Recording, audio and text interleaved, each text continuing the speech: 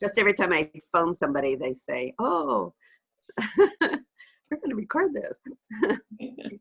Well, good morning, everybody. Welcome to Monday in Holy Week. We'll start with the collect for the day. There's a collect for every day in Holy Week, and so we'll start with that. Let us pray. Almighty God, whose most dear Son went up not to joy, but first he suffered pain, and entered not into glory before he was crucified. Mercifully grant that we, walking in the way of the cross, may find it none other than the way of life and peace. Through Jesus Christ, your Son, our Lord, who lives and reigns with you in the Holy Spirit, one God, forever and ever. Amen. Amen.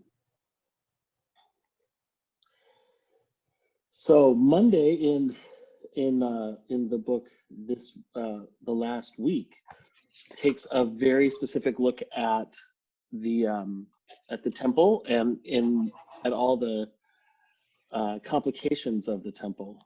By the time that Jesus acts in Mark's gospel.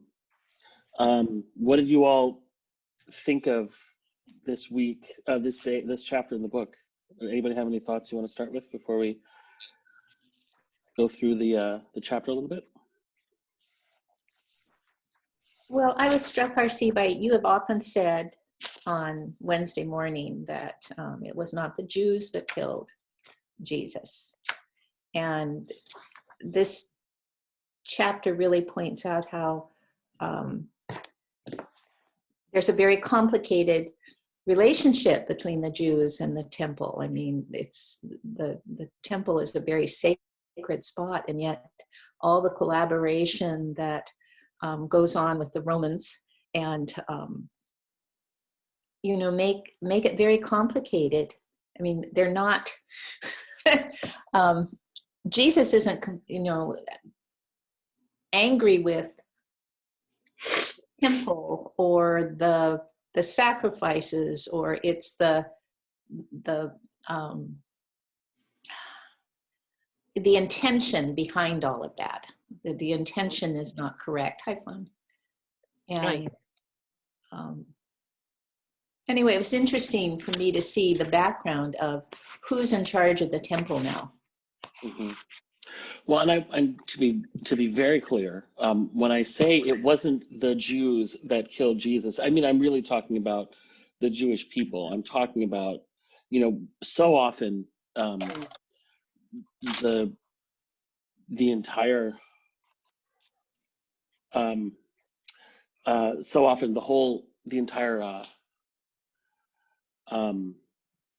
Jewish people are blamed, and it's used as an excuse for anti-Semitism. Right. And what I'm saying is, if anyone among the Jewish leader, it's the Jewish leader, the temple leadership, and not even the Jewish leadership, but the temple leadership, in collaboration with Rome, that is responsible, and they're not the same thing. Right. Yeah. Also, this is a little different take on the fig tree. Oh, very much so. I find it really interesting living in a house that practices Judaism, that the Jews all really know this stuff. And as a Christian, I'm like woefully uninformed, really terribly. The first,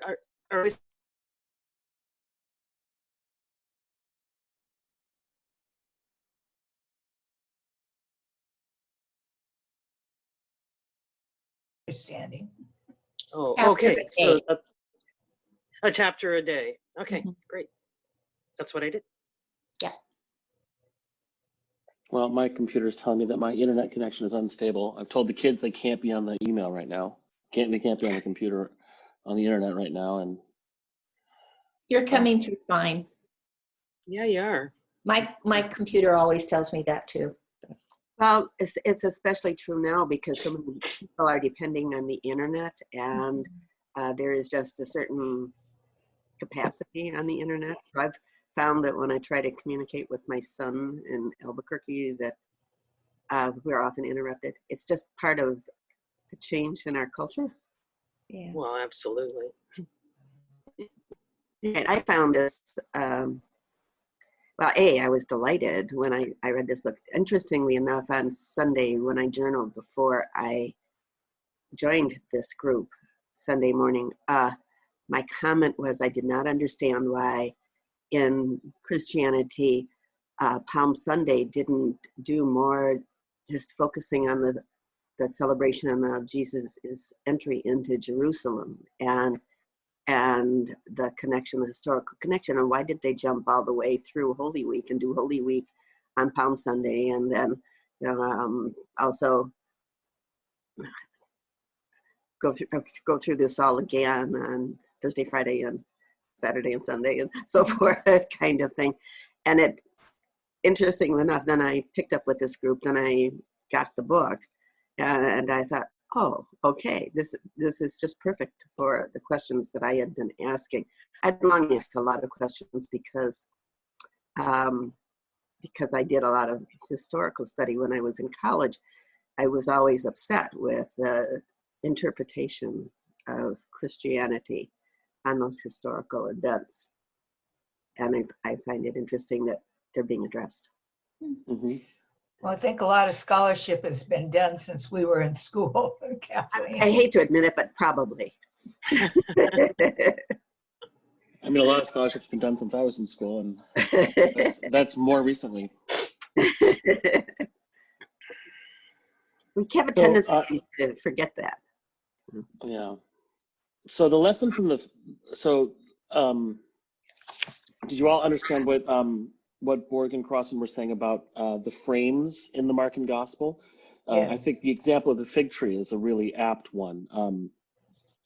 We do see how Jesus encapsulates the incident in the temple with the fig tree at the beginning and at the end, and which helps us in how we are to interpret the fig tree, the temple in and of itself. This is a really handy framing device. Now let's see, which device was it I looked up the gospel on? I think it was this one. Thank you. Well, I found it interesting that Mark picked up on this and wondered if Jesus was more explicit with his apostles about how he was teaching. That's a good question. I don't know. Yeah, it's a different framing device, you know. In particularly, you know, Mark's gospel was the first of the 4 canonical gospels to be drafted, and I wonder if part of this is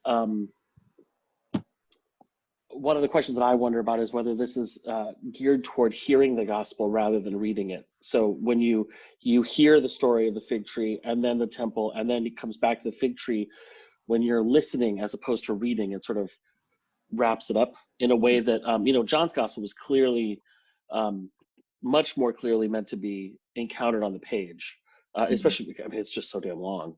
You know, you have to wade through so much more talking.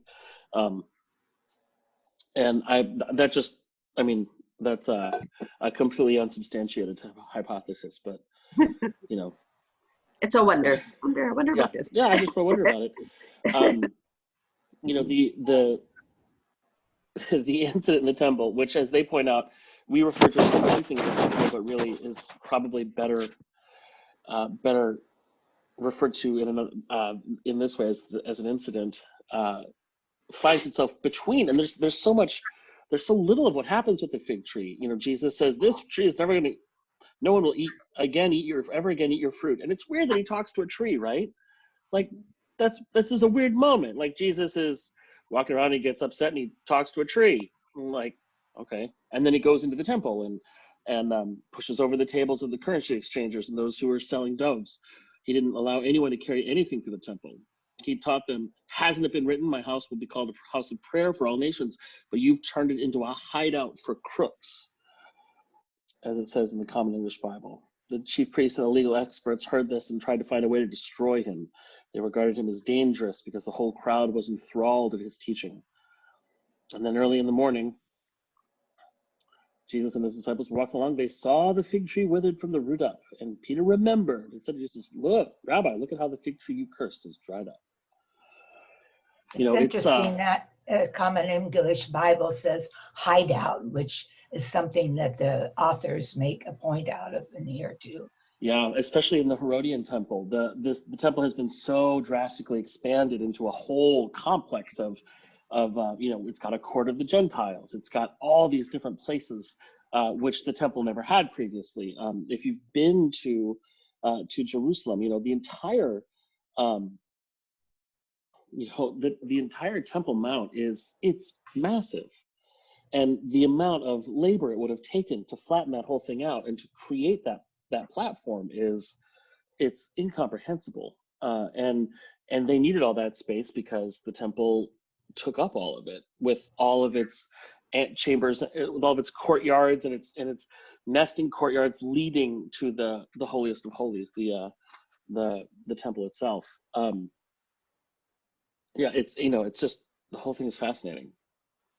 Well, I think the part on the blood sacrifice is really important, that we understand that in a different way than we do, today, how they lived closely with the animals, and it was part of their life.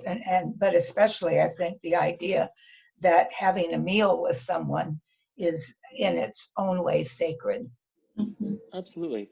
Well, and I absolutely, and also the fact that it's so tempting for us 2,000 years later to read our own circumstances and opinions into the text, which is exactly what they're encouraging us not to do. When we talk about animal, blood sacrifice, I mean, as they sort of point out, I'm looking for the part of the text when, it's not, there's no substitutionary atonement in this. It's certainly not, Jesus didn't interrupt things at the temple in order to make a point about priesthood, because he was Jewish. I mean, as they point out with the Essenes, there was not, I mean, Jesus wasn't not Jewish. He was a Jewish person participating in the Jewish economy, in the lowercase e grandest sense. He was a participant in the culture, and that was part of what he's up to. He's trying to reclaim the temple, not to destroy it. He's trying to remove the rot, not tear down because remember, he said he would rebuild it in 3 days. His goal is the restoration of the temple. It's not its destruction. And so when people later on read into it, he's saying something about Christianity in general, or about priesthood, or about any of those or about substitutionary atonement or vicarious satisfaction. That's clearly not what's happening here. It's Occam's razor is the notion that all things being equal, the simplest explanation is the most likely one. And it's the simplest explanation here is that he was railing against the people who were in charge there because they were responsible for keeping his people down. Remember, he's a Galilean. He's not from Judea. He has witnessed as the temple has, kept his people that he grew up with in poverty for his entire life, and has been participating freely with Rome. As they say, so, and Borg and Crossan go on from blood sacrifice to talk about the ambiguity of the high priesthood. About how everything had become so ambiguous that it's easy to, which is, I think, when they talk about how it's easy to believe that, or to speculate that was part of why the Essenes left and made for the Dead Sea. But I don't know. This isn't a footnoted book, and so I can't look to see where they got that from, unfortunately. So, RC, we know that in previous time the Levites were the priest class, correct? Right. So what happened to them? between then and now, then Well, and I mean, at Jesus' time. the Levites were the priestly class 1,000 years ago. I don't know. I mean, I'm not exactly sure how long the transition was, but they do sort of say that in the century of independence that ended at 63 before the Common Era. So, for as much as almost 200 years before Jesus was born, the Hasmonean or Maccabean leaders had, through the prosecution of their successful wars against imperialism, elevated their status to that of high priests and kings to become priest kings, and sort of conflated the two things. They'd claimed all that for themselves. That was, if being the high priest means that you're effectively the king the king of everything, then it'd be worth trying to become the high priest, especially because it was, at that time, it was a high priesthood for life, and it was you were the most powerful person in the land because there wasn't a king proper. Didn't they pay the Syrian legate to become the priest, some of them at one time? I think I don't know. I think they bid for it. That's possible. I don't know. Hi, Jim. Glad to see you. Hello, Steve. I had trouble finding this, so I'm late, but I'm here. Well, I'm glad you made it. Yeah, it's entirely possible. I'm not certain of I'm not exactly certain of that particular fact, Judith, but I wouldn't be surprised. So, and then by the time Herod the Great is the tetrarch, or the client king of all this area, starting after Rome in 63. I think it was in the 40s that it was sometime not long after that Herod the Great became the tetrarch. I mean, they were running through high priests like it was nobody's business, and it was the house of Annas, Annas's house that was the high priestly class. And as they point out, somehow Caiaphas managed to be high priest for 18 years in a time when 4 seemed to be the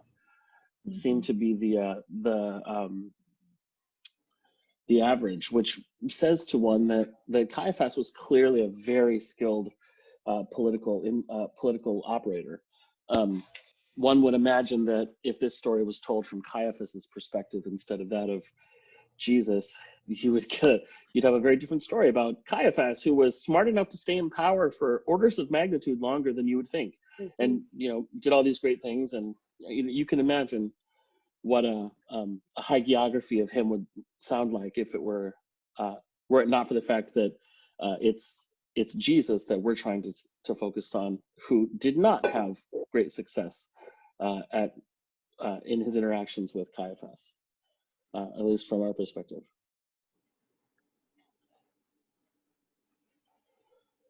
Just flipping through the text.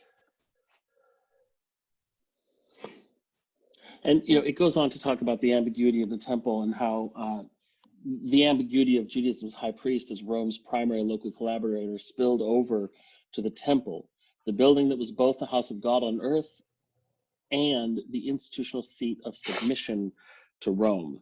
That's the reason that Jesus went in and tore everything up. And if we think that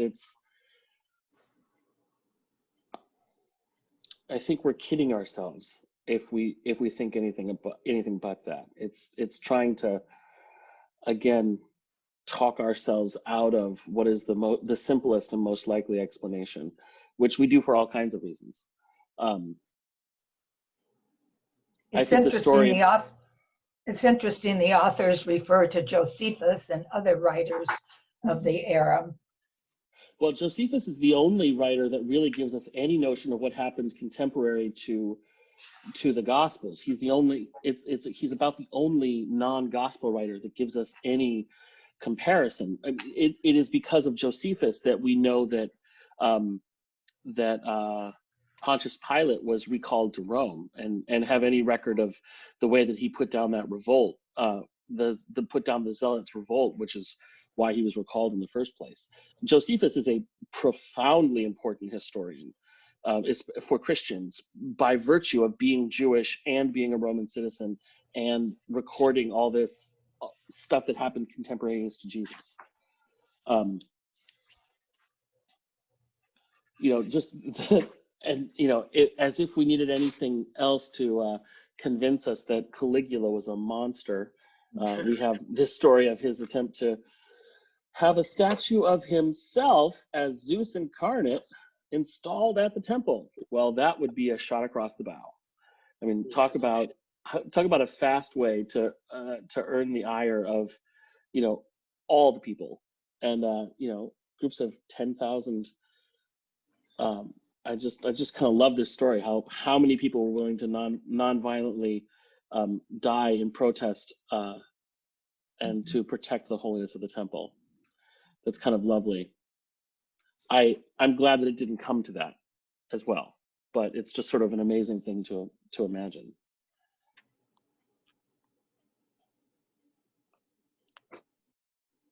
Mhm. So it's already 9:25.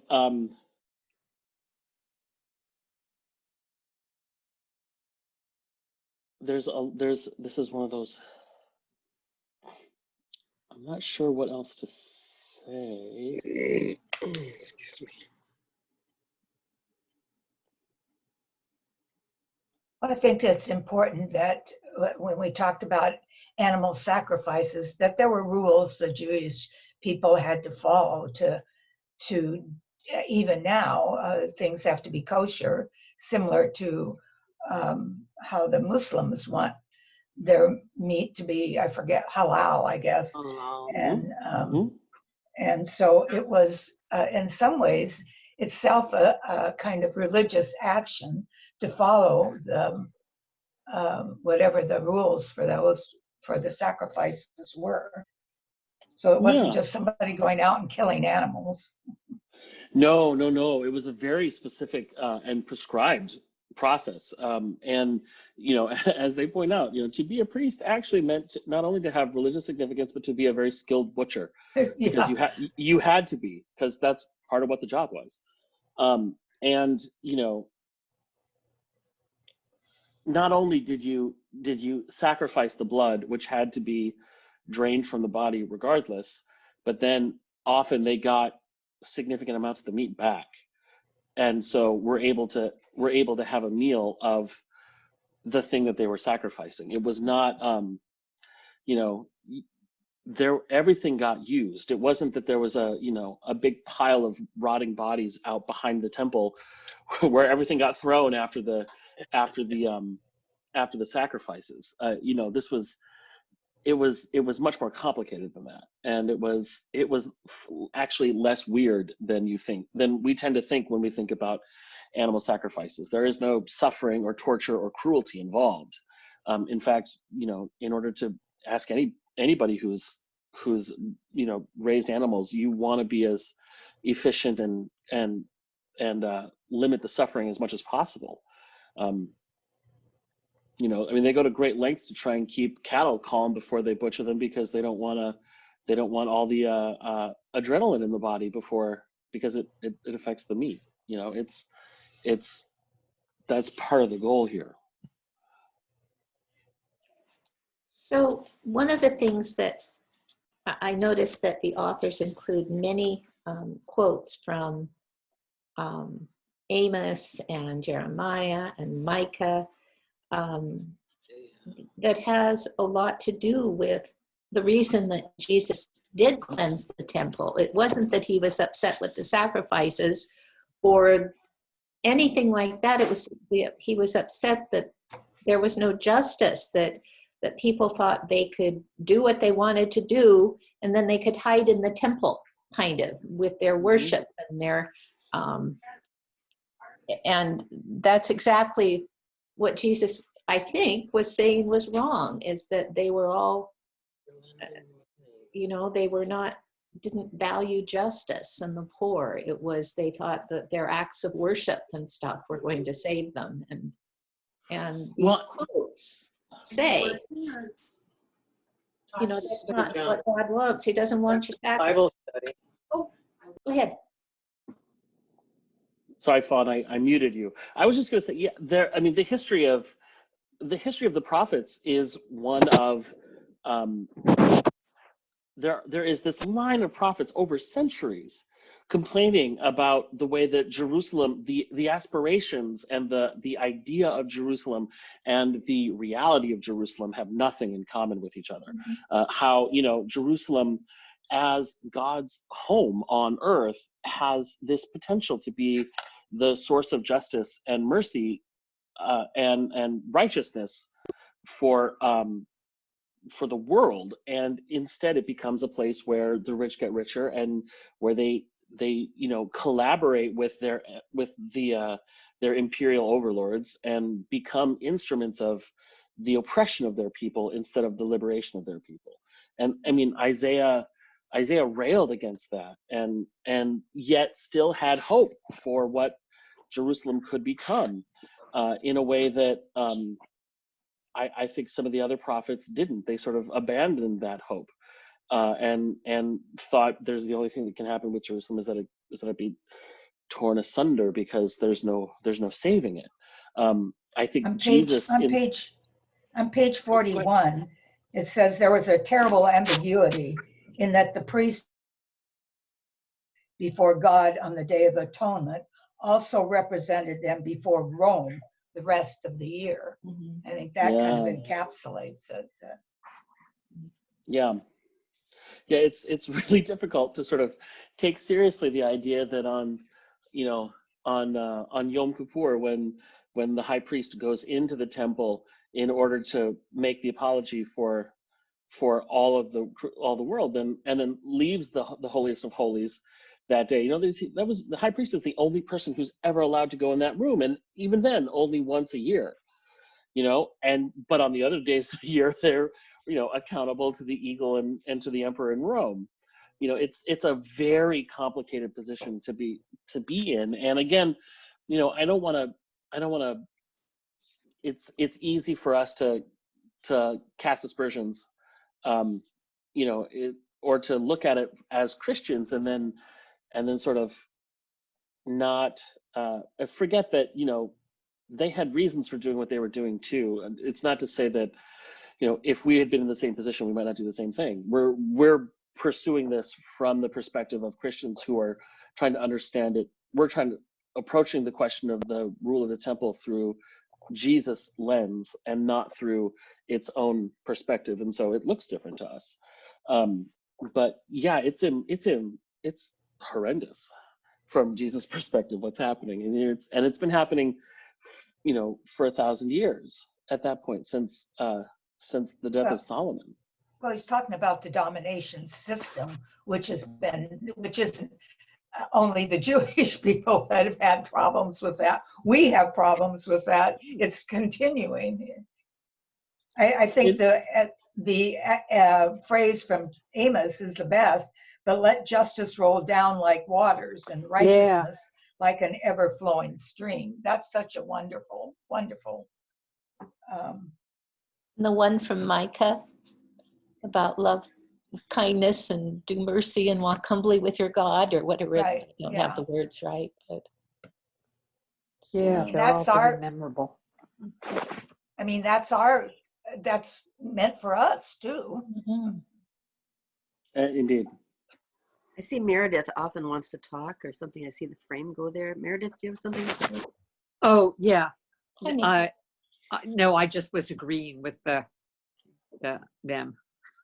Oh, that was Nikki. Oh, okay. Yeah. Yeah, that's Nikki. Oh, yeah. No, I'm not the real Meredith, am I? No. All right. Don't confuse me. Well, what did you want to say, Nikki? No, I was just agreeing with you. You know, the such memorable passages that you and Catherine both quoted.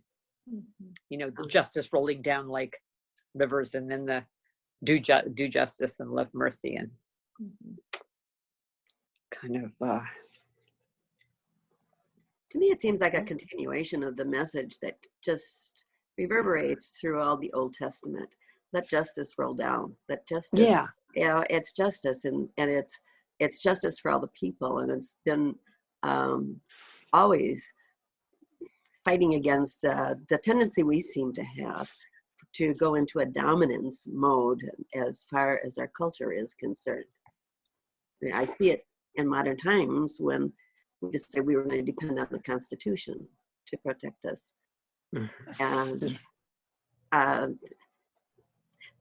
all of our endorsement of the Constitution protected us just as much as the blood offerings protected the people in previous times. Yeah, and then what R.C. said about Jesus wanting objecting to the treatment of the people in, you know, the hierarchy in Jerusalem, their treatment of the Galileans. You know, we still see that nowadays of you know, when we complain that the business is favored over people and things like that with our government.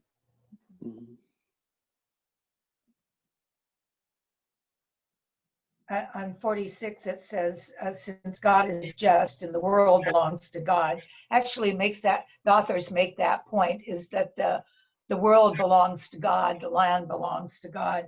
Worship cannot be separated from justice, because worship or union with a God of justice empowers the worshiper for a life of justice.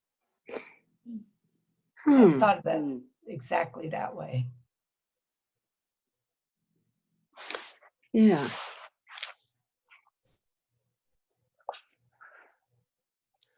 Well, I think we'll give Judy the last word.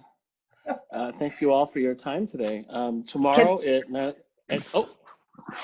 I just wanted to ask one question. I had trouble getting on this morning, and so you sent me a new link with a new number. So is that the one we always use? Yep. Okay. It'll be this one every day. Okay. So tomorrow at 9 o'clock, we'll talk about Tuesday in the last week. Yeah.